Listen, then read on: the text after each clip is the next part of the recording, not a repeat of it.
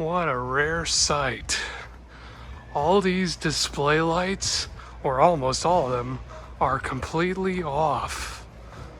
Wow. Yeah.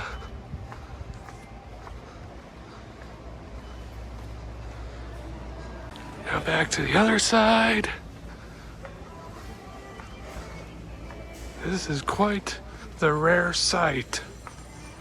Yeah. Wow. Some of them are missing their cover. So I just talked to one of the guys and they say that this place was struck by lightning. Huh, interesting. And they have some power issues, which means all these lights are off. Can't they just plug it into a different outlet? Or is that too much to pop a breaker? Because I don't think a 15 amp breaker could handle all these lights.